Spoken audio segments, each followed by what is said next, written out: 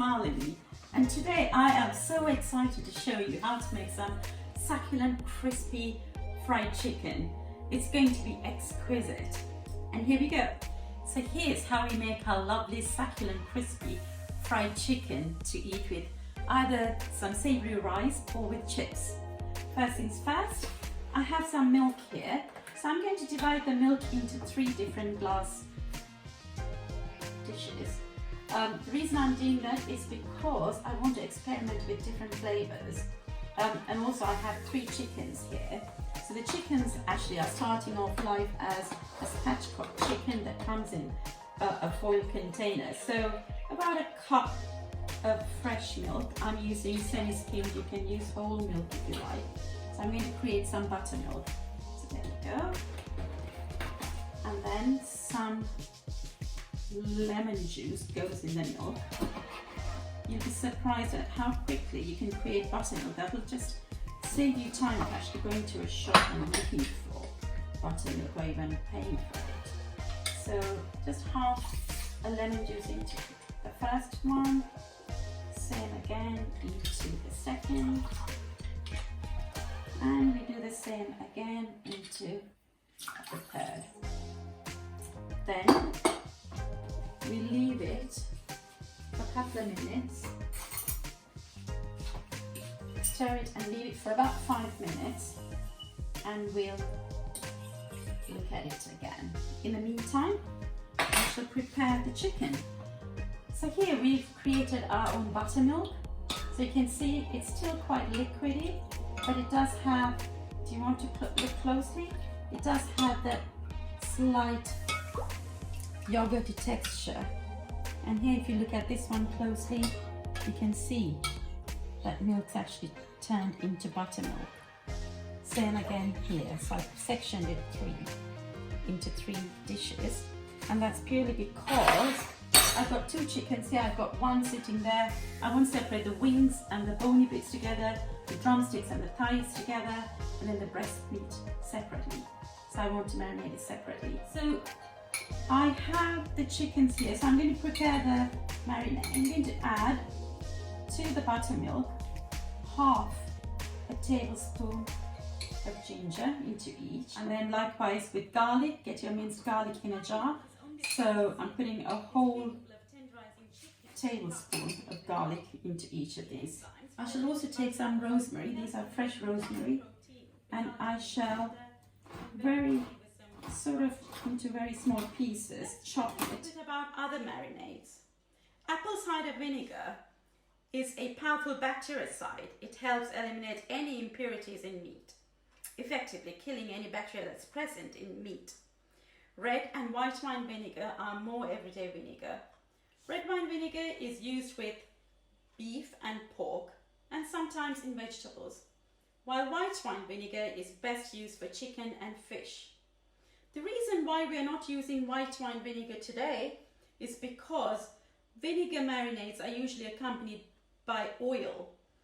Now, if we were to use oil, we will not be able to stick our dry drench to our chicken. Dry drench is what makes the chicken crispy and crunchy, and therefore we will not be using any vinegars today. Hence the reason for using our buttermilk marinade.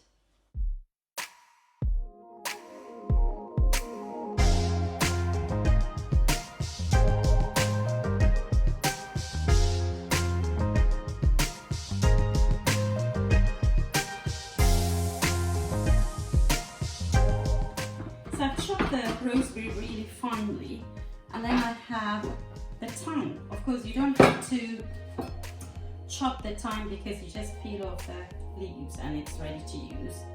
So I have those 2. So I'm going to use the thyme perhaps in 2 of these dishes where it contains the chicken and the buttermilk. And then I'll use the rosemary. Smells amazing, into this one, like so. I'm going to add the chili. So chili is something that you can add a lot of or as little as you want. So here we don't eat as much chili as most people would. So I'm just going to put about half a tablespoon worth of chili into each of this. And then if you want it, you can add a bit more later. Then it's ground into stock. And then salt. So I'm just going to add a little bit of salt like so. Very little. Just to salt the buttermilk, etc. So before I leave this chicken to peacefully marinate for about 5 hours, I'm going to add 2 eggs into each of these.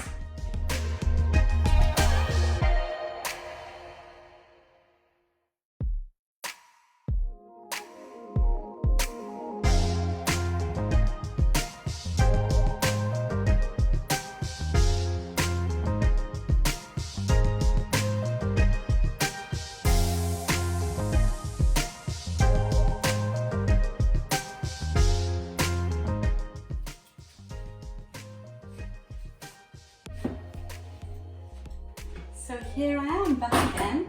So I've just taken all this chicken that's been marinating in the buttermilk.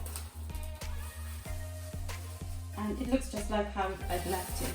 But obviously it's been marinating and it has got tenderized. I have 2 pans here. I know they both look similar, but one is for creating our dry ingredients for the drench. And this one, I'm going to pour some oil to do the final frying. So here we go. You're going to look at a lot of oil being poured, but don't worry, because this oil is going to be used, of course, for the frying, but it's going to be such a quick fry. You will find that the oil doesn't actually stick to the chicken. Let's check once I've finished cooking how much oil I've got still left in this pan. At the moment, it's about 1 centimeter above the base of the pan, and hopefully that's still going to be the same 1 centimeter above the pan when I've finished. So here we are going to build up the dry ingredients for the drench. So I have 3 cups of all-purpose flour. So I have a lot of chicken here. And the third chicken, if you remember from earlier on, has been cut, but I didn't get a chance to drench it. But I will do that after I finish with these. So here is the 3 cups of all-purpose flour. To this I will put 2 cups of cornstarch. So cornstarch is always good to crispen things up. If you remember, I've taken out all of the skin from the chicken, so this is actually going to have to form something almost like a skin, as well as to create that lovely crisp and the tasty crisp that when you bite into the chicken, it's going to be yummy. So if you recall, for the wet marinade, I used minced garlic. I also used minced ginger. So here, when you make a drench for frying, you have to use dry ingredients only because you don't want the chicken to spit out oil when you fry. So here I have 2 tablespoons of garlic going in. So that's garlic powder. And I have 2 tablespoons of ginger powder. And then, if you recall, I put fresh rosemary in the wet drench. Here I'm using dried rosemary, about 1 teaspoon. And then I'm going to use some chili powder, just like I did in the wet marinade. So I'm going to put chili powder more on one side and less on the other, because my house is quite picky. If it's too hot, they won't be able to eat it. And then some pepper. So half a teaspoon on this side and 1 teaspoon on the other side. So that's ground pepper. Okay, baking powder, I have 2 tablespoons here. So that I have to equally distribute it like so. And then I'm going to have to mix this together. And then finally, I'm going to put some thyme that's dried as well. That goes everywhere. And now it's ready to receive the chicken. Last but not least, I must remember to season it with salt. So here goes the salt. That's about 1.5 tablespoons or even 2 tablespoons there. Take it out. So I'm going to double drench it. So first in the flour, like so. Okay, coat it thoroughly. And then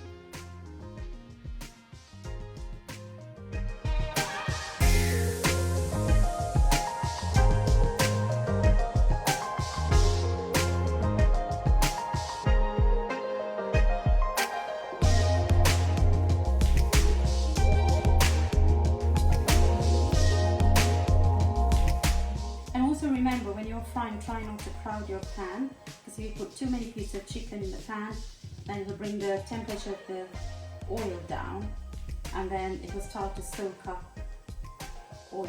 So now second drench, putting it in here for the second time, taking it out. This is why it's important to have a spacious dry drench here, because then you can do more than one piece at a time. So here it goes.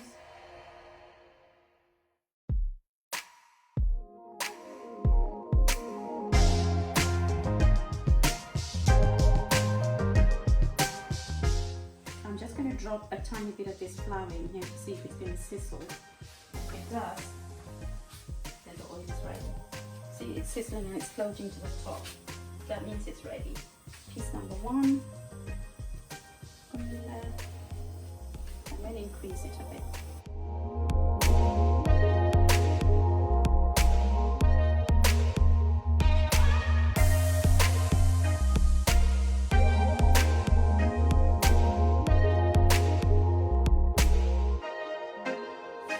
So now the chicken is lovely and golden on one side. So I'm going to turn it now. Come close and have a look. Stuck together, there we go. So try and use 2 spoons. That way you can gently ease it back into the hot oil and it doesn't splash on you, so like so. Don't worry, if it gets stuck to the spoon, there's plenty of drench on it. So there we go. And last one, there. So now I'm going to allow it to fry on very low flame for another 15 minutes on this side. You can see those ones are still frying, the first batch. So I'm now going to start doing the second batch. Now this one's going to have some drumsticks, like so. So we have 2 chickens, there has to be 4 of those. 1, 2, 3, 4. And this is a really good and fun way to get your children involved as well, because they like to get their hands in messy flour if they were young, and if they were older as well. It's interesting for them to learn how to make this crispy chicken rather than always run to shop, especially now during this time of the pandemic. We're trying not to eat out too much, we're trying not to buy food from out because we don't know how safe it's being prepared. So I am now bringing the restaurant to the house rather than go to restaurants these days. So here we go, just coat it like so all the way around, and always keep an eye on this chicken here. Keep alternating between hot, medium heat and low heat, because you do want it to cook through, but you don't want it burning on the outside. So that, and then like so.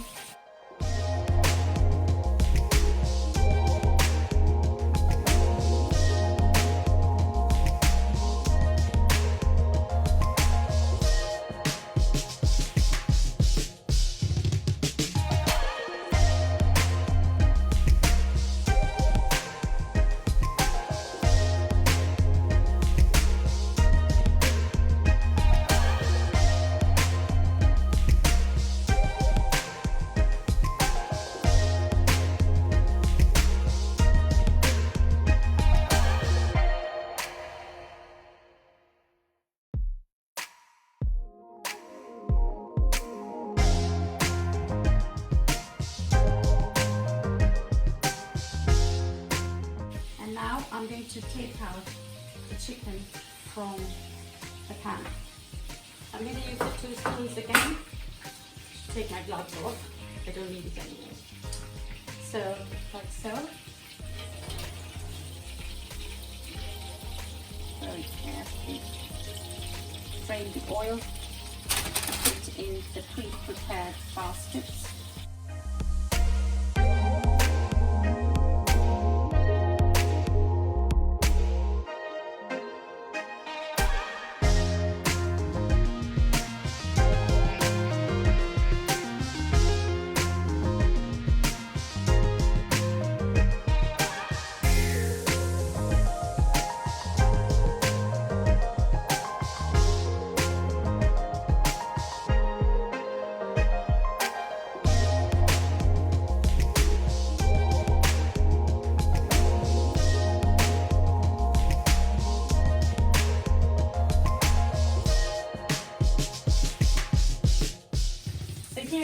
turning over the second batch of chicken.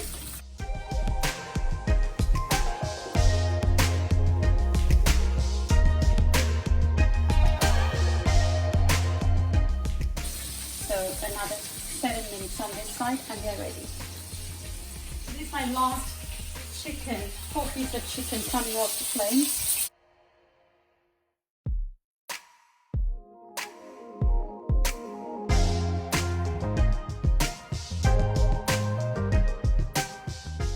So we take this over to the table and do a taste test.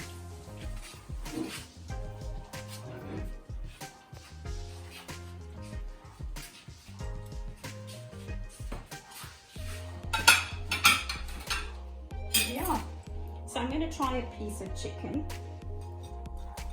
and I shall cut a piece and taste it. I'm going to dip that in the ketchup.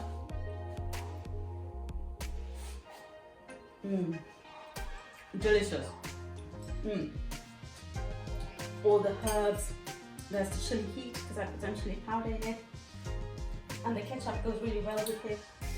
So now finally, for some chicken that I'm going to cook in the oven. And also, before you go, I have to tell you that I'm going to make some homemade fries. I shall peel these potatoes and then I'm going to brush this tray and put some olive oil and then cook it in the oven for about 20 minutes while the chicken is cooking at the same time. And then the last few minutes I'm going to pan fry it to get that lovely crispy golden outer.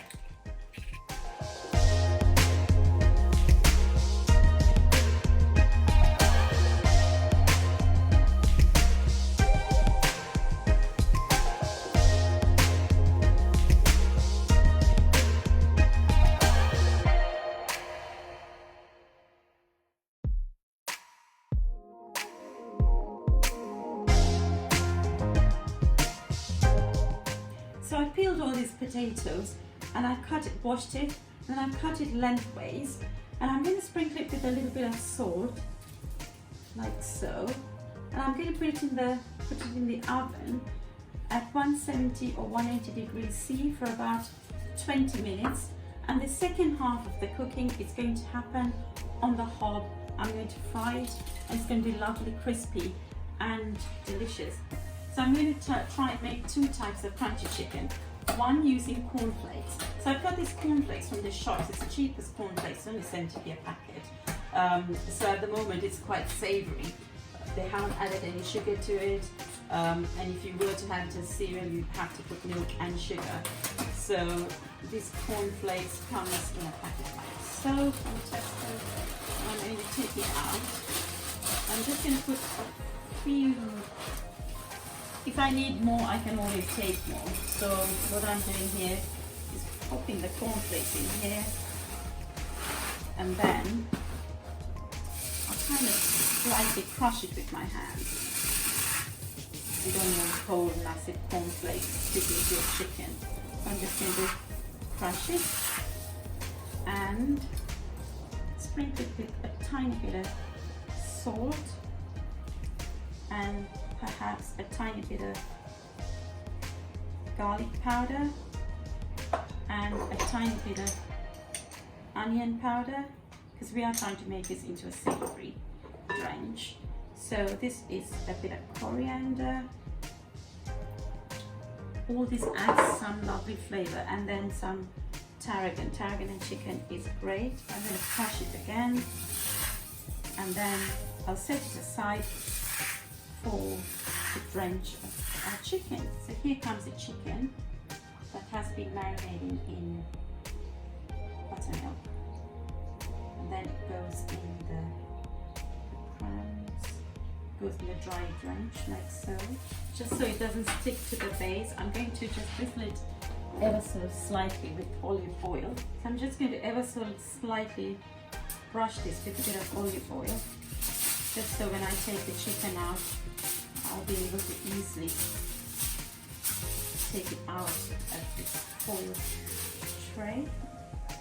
Same again on this side, so it's just a couple of drops if that, just to stop the chicken from sticking to the tray. Now I continue with this. So this is a dry drench which has the baking powder, plain flour, and all the garlic, ginger, rosemary, thyme, all the herbs. And so now it goes for its second drench back in the buttermilk. So here I'm putting the cornflakes. So remember, the cornflakes has all the garlic and ginger and all of the spices on there. And then I shall place it on here. That's one down and there's 3 to go.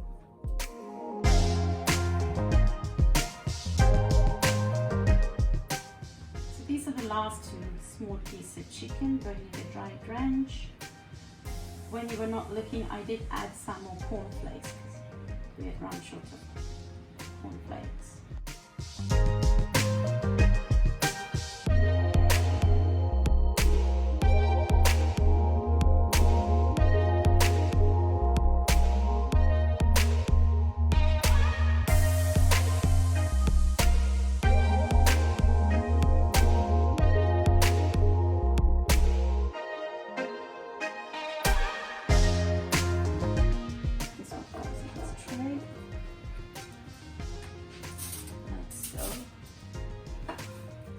And any remaining cornflakes, you can take them and then just pass it over and make it stick. I'm going to now put this into the oven once I wash my hands, along with the potatoes that's already in there. It's 180 degrees centigrade for about 20 minutes, and the last 10 minutes I will turn it over and cook it on the reverse.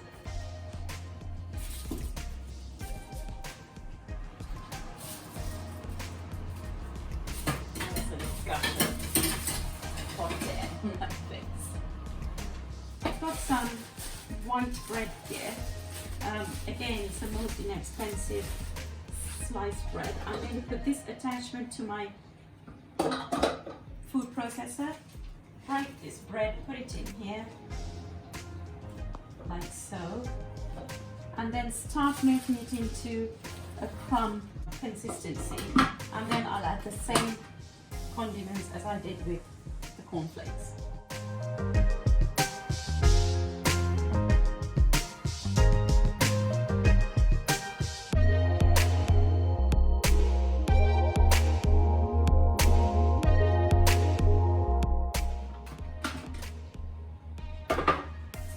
That's now ready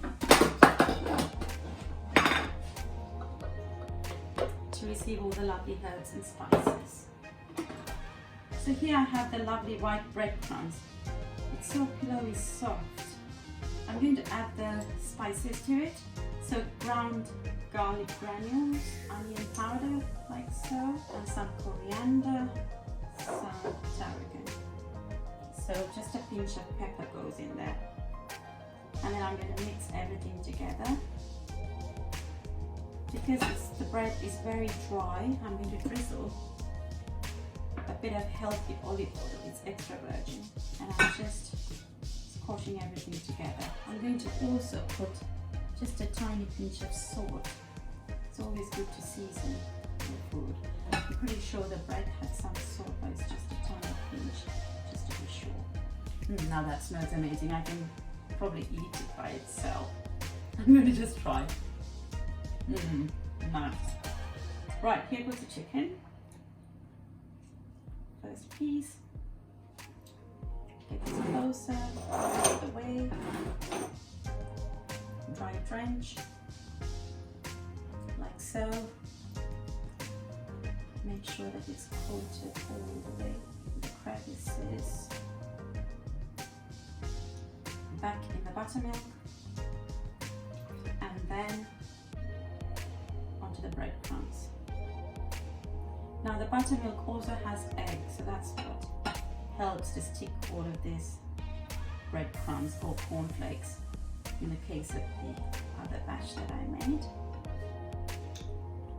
So like so, goes in this tray.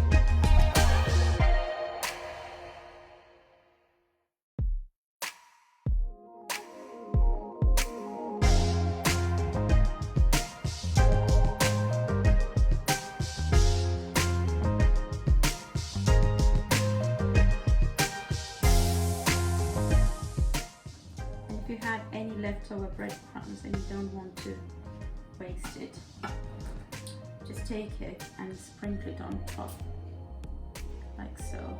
I shall now wash my hands and put this in the oven, 180 degrees C for first 20 minutes and then turn it over for the second 20 minutes.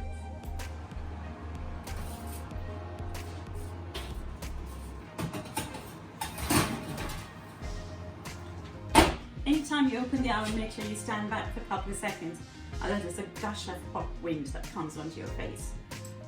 And we'll meet again in 20 minutes. So the chips actually I've had about 15 minutes in the oven, 180 degrees C for about 15 minutes. I've just taken them out of the oven. I'm going to leave it to cool, and then what I shall do is I have some oil in this frying pan, and it's about 1 centimeter of oil here, and I'm going to bring it to a good heat, maybe 175 degrees C. And then I'm going to take these chips, so it's partly cooked now, and then fry it, and it's going to become very crispy. So it's a little bit like twice fried chips, but except this time what I've done is I've baked the first half, the cooking time in the oven, and now I'm going to fry it on the hob.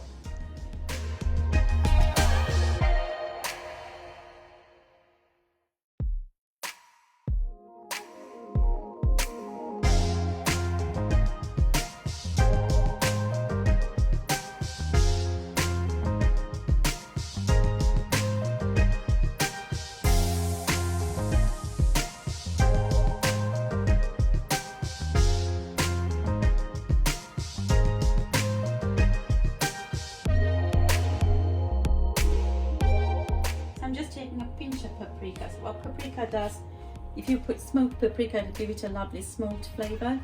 This one is just paprika, so it just gives it that lovely red dusting over it. You can also add chili if you're keen on having your chips lovely and hot. So I'm going to fry the next batch now.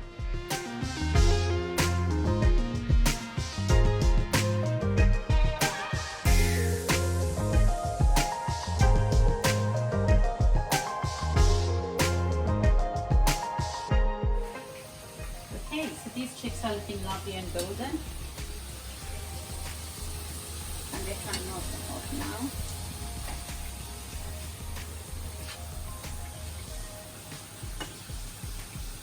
So without the pan, they're lovely golden and crispy. And now my last batch of chips goes in there.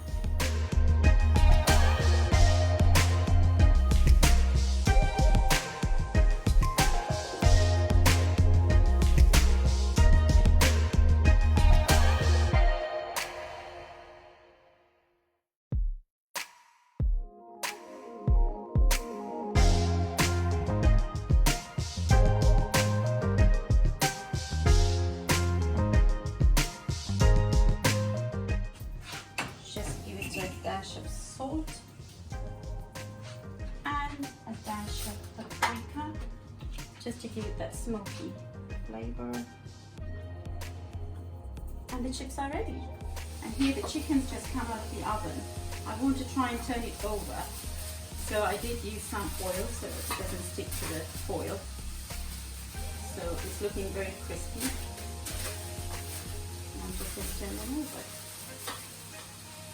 So this is the third and final piece here, which I'm turning over, and it's going to go back in the oven for a further 15 minutes at least.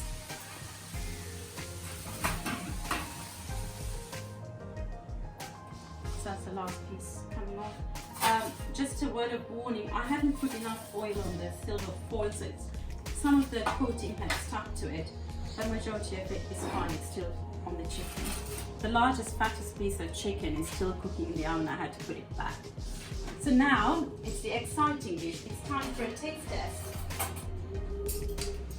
Fork and knife ready.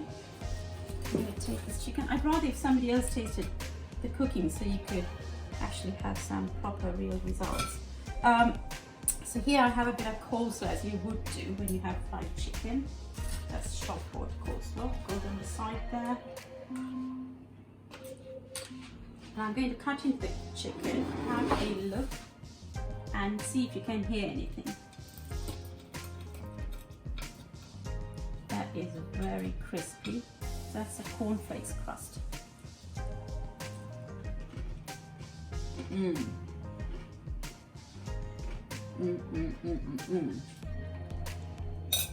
I can taste all the herbs coming through, the herby goodness flavor, and the chips are lovely and crispy on the outside as well. Just a quick taste there.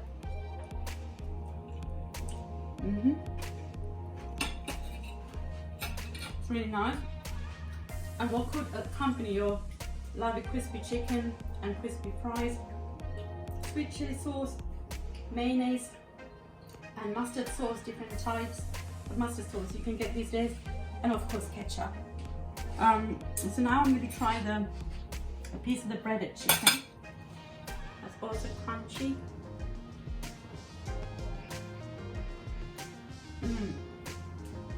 It's a softer crispness on the outside. The cornflakes crunch is very, very crispy. As you can hear, this one is softer, but they're both delectable. You should try it. So if you enjoy watching me make this succulent, crispy fried chicken, give it a thumbs up. And most of all, I would love for you to donate to the NHS. Give however much you can, but even if it's £1, that's fine. As they say, it's every drop of water that makes a mighty ocean. Thank you for watching, and bye-bye.